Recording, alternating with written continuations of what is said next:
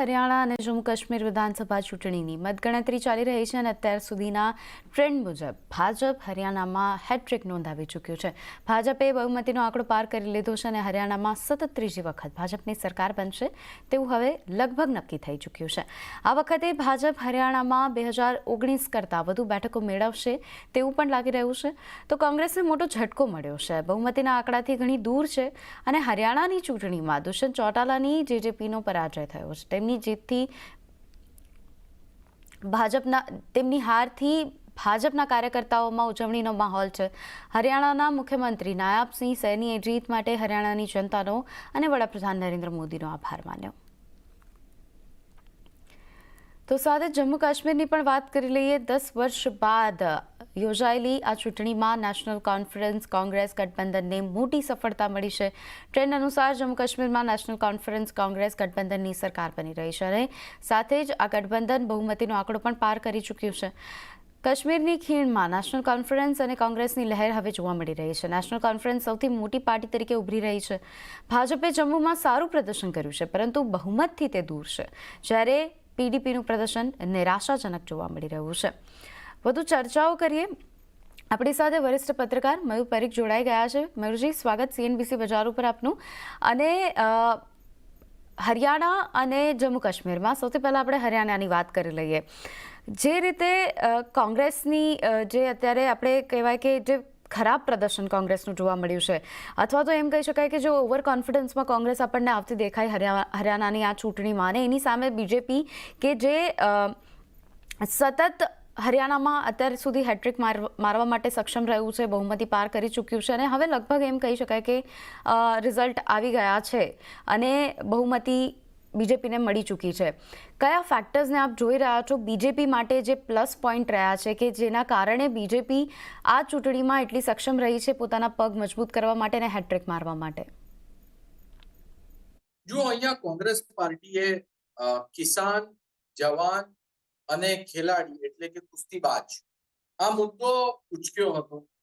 સ્વાભાવિક છે, હરિયાણા એ એક જાટ હાઈએસ્ટ વોટ ધરાવતું રાજ્ય છે અને તેઓમાં પોપ્યુલર જે પ્રોફેશન્સ છે તે આ 3 પ્રોફેશન્સ જે છે એ મોસ્ટ પોપ્યુલર છે. ખેલાડીઓ, સારામાં સારા ખેલાડીઓ ભારત દેશનું પ્રતિનિધિત્વ કરતા હરિયાણામાંથી આવે છે. ખેડૂતો, ઘણી સારી ખેતી થાય છે અને તેની સાથે મિલિટરીમાં ભરતી થતા જવાન, આ ત્રણેય વસ્તુઓ હરિયાણા આખા દેશને ભેટ સ્વરૂપે આપે છે. કોંગ્રેસ પાર્ટીએ બરાબર આ 3 વસ્તુને જ પકડી હતી.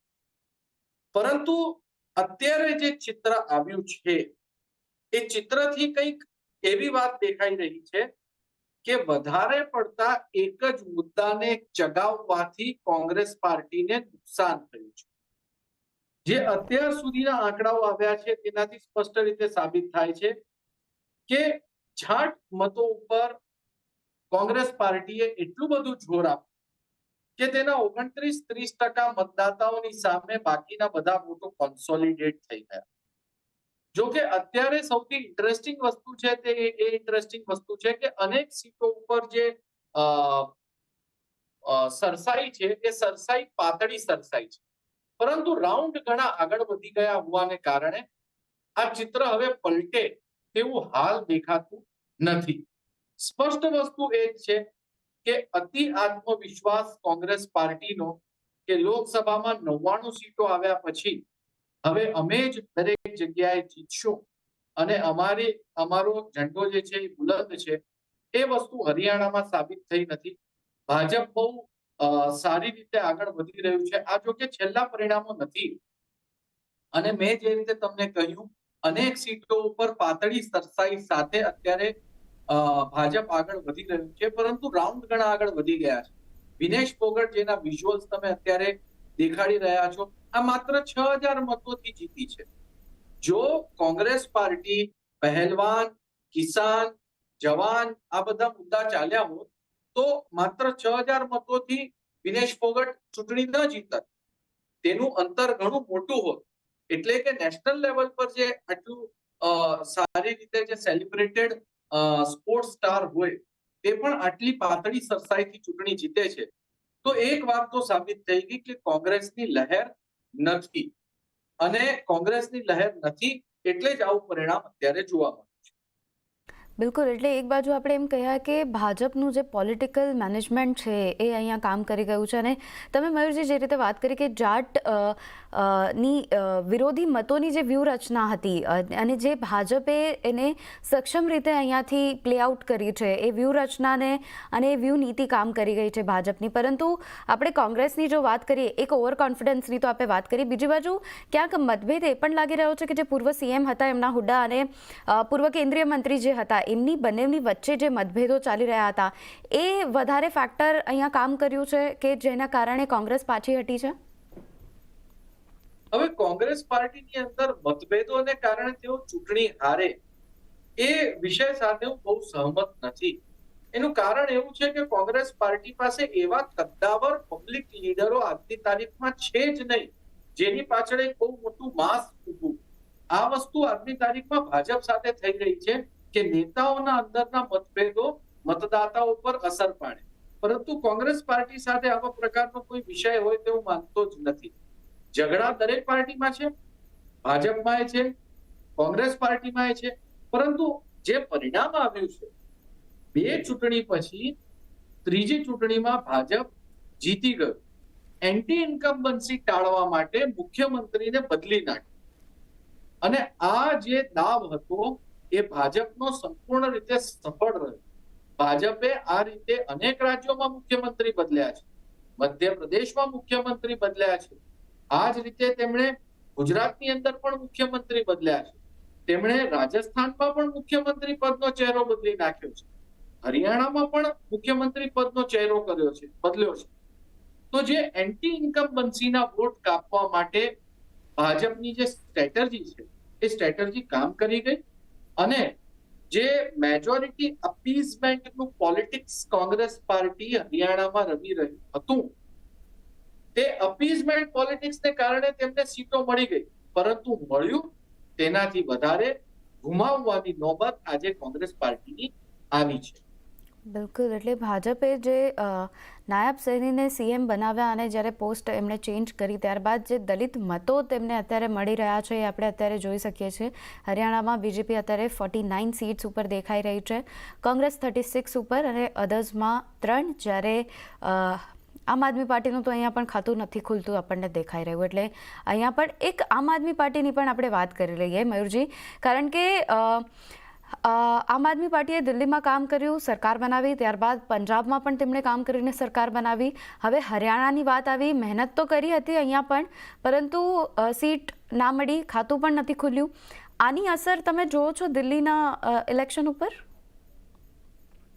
દિલ્હીના ઇલેક્શન પર તો પાકી અસર, એમાં શંકાને કોઈ સ્થાન નથી. અરવિંદ કેજરીવાલ મુખ્યમંત્રી નથી રહ્યા, તેઓ એક આરોપી છે, જામીન પર બહાર આવ્યા છે. કોર્ટના આદેશને કારણે તેમને મુખ્યમંત્રી પદથી રાજીનામું આપવું પડ્યું, તેમની જીદ કામ ન કરી. તેઓ જ્યારે પહેલી વખત જામીન પર બહાર આવ્યા હતા ત્યારે તેમણે કહ્યું હતું મીડિયાની સમક્ષ કે ઝારખંડના મુખ્યમંત્રીએ પોતાના પદથી રાજીનામું આપવાની કોઈ જરૂર નહોતી. હેમંત સોરેનની તેઓ વાત કરી રહ્યા હતા અને બીજી તરફ તેમણે પોતે રાજીનામું આપવું પડ્યું સુપ્રીમ કોર્ટના આદેશને કારણે. અને હવે તેઓ હરિયાણામાં પ્રચાર કરવા ગયા, માની રહ્યા હતા કે પંજાબમાં સરકાર છે, પોતે પણ એ જ કોમ્યુનિટીથી આવે છે એટલે હરિયાણામાં ફાયદો થશે, પરંતુ કોંગ્રેસ સાથે ગઠબંધન ન કર્યું અને તેમને કોઈ ફાયદો ન. એક ઉલ્લેખનીય વાત એ છે કે જમ્મુ કાશ્મીરમાં આમ આદમી પાર્ટીનો એક ધારાસભ્ય ચૂંટાઈને આવ્યો છે, એટલે કોંગ્રેસ પાર્ટી સાથે ગઠબંધન ન કર્યું તેનું નુકસાન તો દેખાઈ જ રહ્યું છે, પરંતુ ઓછી સીટ ઉપર ચૂંટણી લડ્યા અને કેજરીવાલનો કોઈ પણ જાતનો પ્રભાવ ન રહ્યો ચૂંટણીમાં એવું સ્પષ્ટ દેખાય છે. બિલકુલ, એટલે એની અસર આપણને દિલ્હીના ઇલેક્શન પર જોવા મળશે ખરી. વાત કરી લઈએ જમ્મુ કાશ્મીરની. જે રીતે જમ્મુ કાશ્મીરનું અત્યારે પરિસ્થિતિ આપણે જોઈ રહ્યા છીએ, જે ગઠબંધનની આપણે સરકારની વાત કરીએ, અહીંયાથી ક્લિયરલી આગળ વધતી આપણને દેખાઈ રહી છે અને બીજેપીએ પ્રદર્શન કર્યું છે, પરંતુ એમનું પ્રદર્શન આપણને અહીંયાથી એટલું દેખાઈ નહીં રહ્યું. આપણે વાત કરી લઈએ ગઠબંધનની તો 49 સીટ્સ ઉપર આપણને અત્યારે દેખાઈ રહ્યું છે, બીજેપી 29 સીટ્સ ઉપર આપણને દેખાઈ રહ્યું છે. કયા ફેક્ટર અહીંયાથી કોંગ્રેસને કામ કરી ગયા કે જેના કારણે જમ્મુ કાશ્મીરમાં, અથવા તો આપણે એમ કહી શકાય કે કાશ્મીરની ખીણમાં અત્યારે ગઠબંધન આપણને દેખાઈ રહ્યું છે બનતા? કાશ્મીરમાં ભાજપ ચૂંટણી જીતે એની પહેલેથી થોડી ઓછી શક્યતા હતી એવું હું માનું છું. અને એવું માનવા પાછળનું કારણ એવું છે કે એ એક મુસ્લિમ સ્ટેટ છે. મુસ્લિમ સ્ટેટમાં બીજેપી બહુમતીથી ચૂંટાઈને આવે એવી શક્યતા જ ઓછી. ખાસ કરીને ગત લોકસભા ચૂંટણીમાં તો આપણે બધાએ જોયું અને આંકડાઓ ગવાહ છે કે મુસ્લિમોએ ભાજપની વિરોધમાં વન સાઇડેડ વોટ કર્યું. અને બીજી તરફ જમ્મુ કાશ્મીરમાં ચૂંટણી થતી હોય અને ભાજપ સ્વબળે ચૂંટણી લડતું, ટીડીપી સાથે નહીં પરંતુ સ્વબળે, ત્યારે ભાજપ પૂર્ણ મેજોરિટી લઈને આવે અથવા મેજોરિટી નજીક પહોંચી જાય એવી શક્યતા ઘણી પાતળી જ હતી અને તે જ આ ચૂંટણીના પરિણામમાં દેખાયું છે. મુદ્દો છે નેશનલ કોન્ફરન્સ. પીડીપી પૂર્ણ રીતે નબળું પડી ગયું. તેની સ્પેસ જે હતી તે નેશનલ કોન્ફરન્સે ખાધી. અને પીડીપીની સામે મેદાને કોણ પડ્યા હતા? તો પીડીપીની સામે મેદાને પડ્યા હતા એ આતંકવાદીઓ જે જેલમાં છે અને હવે ચૂંટણી લડવા માટે જેલ પર બહાર આવે. તેમનો કટ્ટરવાદ વિરુદ્ધ પીડીપીનો કટ્ટરવાદ, ત્યાં વોટનું ડિવિઝન થવું, ભાજપને મત ન મળવા અને સ્વાભાવિક રીતે એમાં નેશનલ કોન્ફરન્સનું ઘૂસી જવું, કંઈક આ રીતનું ચિત્ર જમ્મુ કાશ્મીરમાં અત્યારે જોવા મળી રહ્યું છે. ઓકે, એટલે આ દરેકે દરેક પરિસ્થિતિ આપણને અત્યારે દેખાઈ રહી છે જમ્મુ કાશ્મીરમાં પણ અને હરિયાણાની પણ આપણે વાત કરી. મયુરજી, આભાર, આપ અમારી સાથે જોડાયા અને તમામ ચર્ચા આપે કરી અને આ રીતે એક્સપ્લેન કર્યું આ બંને રાજ્યોને લઈને. આભાર આપનો જોડાવા માટે.